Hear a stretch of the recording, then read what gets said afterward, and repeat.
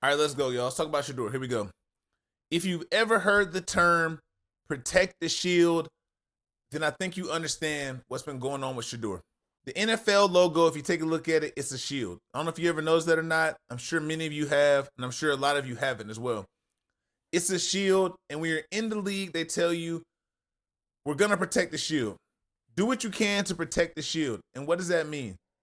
It means that the NFL is a brand. They are an organization, a huge business that runs and makes billions and billions of dollars, and nothing is bigger, nothing is more important than the shield. When you take that in consideration, you look at Shedeur, you look at how he and his family has managed the draft process. It's ruffled a lot of feathers. A lot of people have been upset at the way they've gone about things, changed the landscape of the process. That we're going to do it our way. There's nothing wrong with doing it your way. Just be successful. Perform. Do what you have to do when the lights come on, when your time is called. Do what you have to do then. But what comes with doing it your way is this. When you do it your way, the people who are in charge, the people who run the organization, they have a lot to say. So it doesn't surprise me that Shedeur was done how he was done. And as you see the draft progress, teams start trading back, situations start to change, and you look and you're like, well, what's going on? Going into the draft, there was only a few landing spots for Shedeur that made sense. You watch how the process played out. It looks like when those 4 teams said no in the first round, it just pushed the clock back. The NFL is a copycat league. There are only a few people who are doing things out the ordinary. And when you do things out the ordinary, you stand out like a sore thumb. And that's where Shedeur positions himself. That's where Deshaun positions himself. And that's the way they walk. And there's nothing wrong with that. But scrutiny comes with it. You have to understand what's at play when you're going against an organization such as the NFL. It's too easy to sit here and say the NFL is racist. You can sit here and say it, but the first comment they're going to say back is the large majority of the league are black players, which is true. But does that mean you can't be racist if there are black players in the league? No, that does not mean that. But this is not 100% on race. The racial dynamic is definitely in play, but it's deeper than that. This is about the shield. It's about the shield, man. The logo that everyone is trying to live up to, that everyone fears, is the system. The system is bigger than everyone. And they will go about their way to showcase that. They will find little things to nitpick. They will say, your dad's going to come in here and ruin it for you. Ruin it for us. Because we're not going to be able to tell you anything because we're scared of your dad, Deion Sanders. We don't want him to run the show. We want to run the show. At no time have we ever heard that Deion said he's going to interfere with anything going on the field. The only thing he said he was going to do was perform like an agent would and look after his son, who is also his client. That's what an agent's supposed to do, right? You're supposed to put your guy in the best spot to be successful. The line just gets blurred when it's your dad calling the shots for you.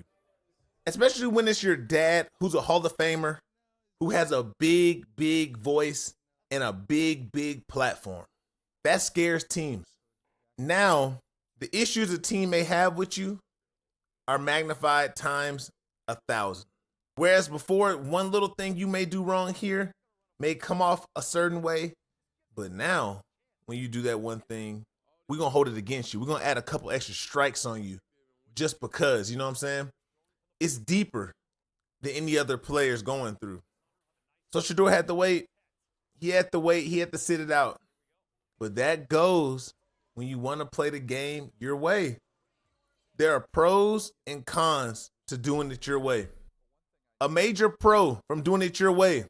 You were the highest paid athlete in college football last year. You were on national commercials. You had more airtime than the guys who are playing for a national championship. That was produced by doing it your way. You started off college at a HBCU at Jackson State in Mississippi. You transfer to Colorado, a team that hasn't been relevant in years. You make them a national presence. Notice what I'm saying. Not a national powerhouse, but a national presence.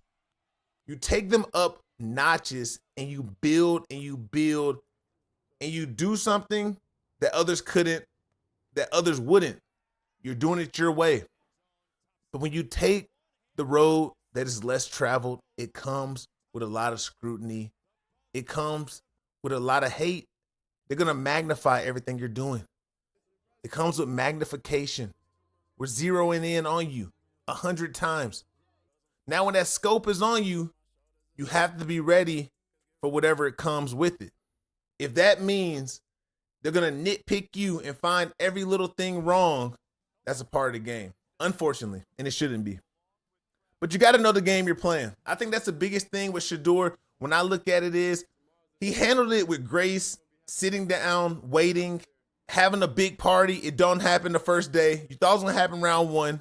Having a big party day 2 for round 2, round 3, it does not happen.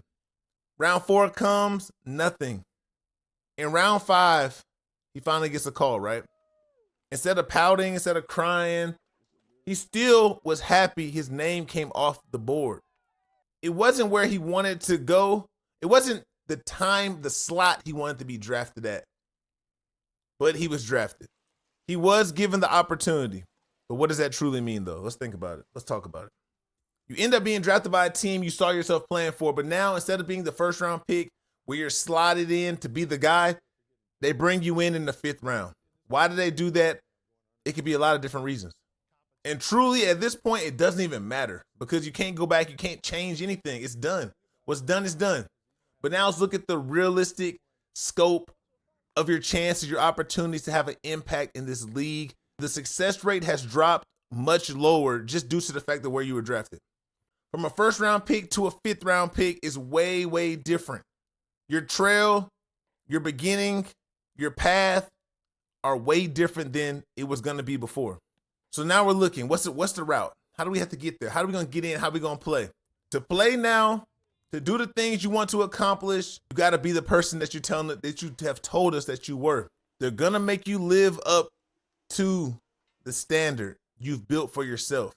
That comes with the talking, the showing off, being confident, overly confident, what people take as arrogance. It comes with that. Because that scares a lot of people. Let's be real. It scares a lot of people. It shouldn't be no issue if you're confident in yourself. There should be no issue. But when you're confident in yourself and you want to do it your way and you want to pop it how you want to pop it, it pushes a lot of people away. But that's the beauty of the football. That's the beauty of any professional sport, really. Any sport. You can only play for one team at a time. So you just need one team to believe in you. But the path is harder. It's a different route now than before. When I look at Cleveland, I don't know what their thought process or plan is. Were you trying to punish Shedeur? If you were trying to punish him, you really, in the long run, just end up punishing yourselves. Because what you just started, Cleveland, is a media frenzy that's only going to pick up.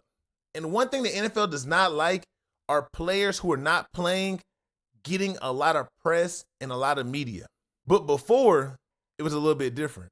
Let's look back at Tim Tebow. Let's look back at Colin Kaepernick, 2 quarterbacks who at one point were superstars in the eyes of the public for different reasons, right? The difference with Shedeur and the Sanders, these people are money magnets. So it's going to be very interesting to see how the Browns truly handle this. These teams do not like distractions. But with Shedeur now in play, in the building, you see he's the #1 prospect who got drafted, who anyone cares about. Nobody cares about these other guys. They don't care about them. The other guys who have been drafted, nobody truly cares about. We got Cam Ward going #1 overall, and it's like he's fighting for airtime with someone who got drafted 5th, right? And it's amazing. When have we ever seen this? That's why I say he's a polarizing star. When Shedeur gets to Cleveland, he's going to demand the attention. Did you see Archie Manning at Texas with Quinn Ewers? At the media day, who had all the people at his booth? When Cleveland decided to draft Shedeur so late, if it wasn't their plan to get him early, they'd say, oh, he was on the board late. We're going to just take him late because he's there. I hope you're ready for what comes with it. The same way when Shedeur had to make a decision on how he wanted to act, how they wanted to carry themselves, the decision they were going to be made, or when we go to this All-Star game, are we going to perform or are we going to go there to just support our teammates? That's a personal decision. And when you make a decision, you got to live with it. Now the Browns must live with the decision that they made. You're going to draft Shedeur, right? Late. Not just draft him. You're going to draft him late, 5th round. After you drafted another quarterback in the 3rd round, who Shedeur was better than, ranked higher than, on many, many levels, on many, many accounts. Not just on one person's board, on every board. You can't find a board where Dylan Gabriel was above Shedeur Sanders. But you decide to take him in the 3rd round. You take Shedeur in the 5th. You put yourself in a difficult situation. Because truly, a 3rd is higher than a 5th on the pecking order. It's a different time. You're bringing in a different type of player, different type of attention. I just hope that the Browns are aware of what they're getting themselves into. Because if not, it's like you're punishing a player for the same thing you're not ready for. You have to adapt with what you decide to do. Every man's accountable for his actions, right? So it's going to be very interesting to see how the Browns navigate this with 5 quarterbacks on the roster. You got a guy who you paid top dollar for, who's never going to take a snap again for the Browns. Just getting pockets fat, collecting checks. You know what I'm saying? Just getting his pockets stuffed, collecting checks. You got Joe Flacco, who I see as the starter for the Cleveland Browns this year, right? I think that's a great quarterback to bring along a rookie quarterback. Guy who's been in the league 20 plus years, end of his career. He doesn't care. He just wants to play some ball and be a part of a team, right? Want to end it the right way. He's not battling for no long-term spot. I don't think so. You bring him back after he had success 2 years ago, which, like I said, your planning's not always there in Cleveland. You trade for a quarterback who was a first rounder but had no success. Now he's on the roster. You draft a quarterback in the 3rd round who was ranked lower than the guy you drafted in the 5th round, who you had privately seen, that you had flown out to see, brought in for a visit. There were multiple interactions between you guys that you guys were tied and linked to each other, right? This is going to be a great, great moment for Cleveland. Y'all got the spotlight. What you going to do with it? The spotlight started with Shedeur. You brought yourself back into the party. Now we're going to see how you handle it. Shedeur played his part. He did what he chose to do. He paid the price for it, but he was sort of past that now, right? What's done is done. Now, what does the future hold in Cleveland? Is he going to come ready to play? If he does come ready to play, how will the situation be handled?